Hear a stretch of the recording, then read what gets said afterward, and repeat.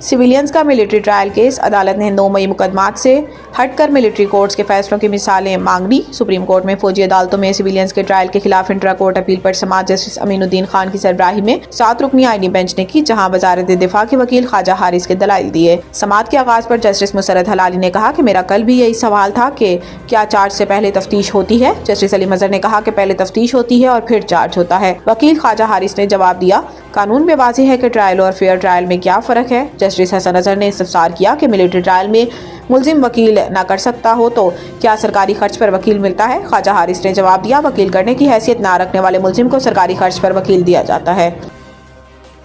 कौमी असम्बली के बाद सेनेट ने भी मतनाज़ा पीका एक्ट तरमीमी बिल की मंजूरी दे दी। पीका तरमीमी बिल पेश करने की तहरीक राना तनवीर ने पेश की। इस दौरान अपोजिशन ने हंगामा आराई और एहतजाज करते हुए इजलास से वॉकआउट किया। सेनेट गैलरी से सहाफ़ी भी वॉकआउट कर गए।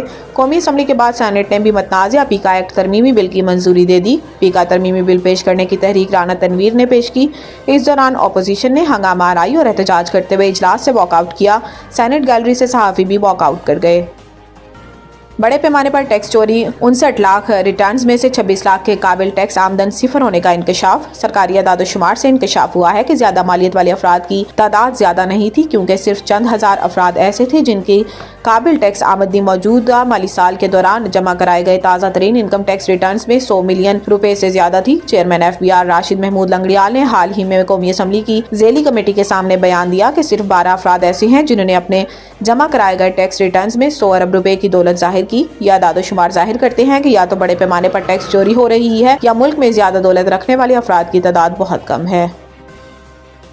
हुकूमत मुज़ाकरात करना ही नहीं चाहती थी, barrister Gohar. Chairman PTI barrister Gohar ने कहा कि हमने अपने मुतालबात हुकूमत के सामने रखे, हुकूमत संजीदा होती तो अपना जवाब देती।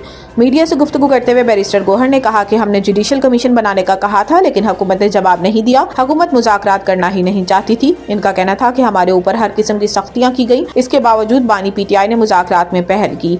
हुकूमत ने मुज़ाकरात में ताख़ीर की। हुकूमती कमेटी ने कहा कि 28 जनवरी को जवाब देंगे। चेयरमैन PTI ने मजीद कहा कि आर्मी चीफ के अलावा किसी से मुलाकात नहीं हुई।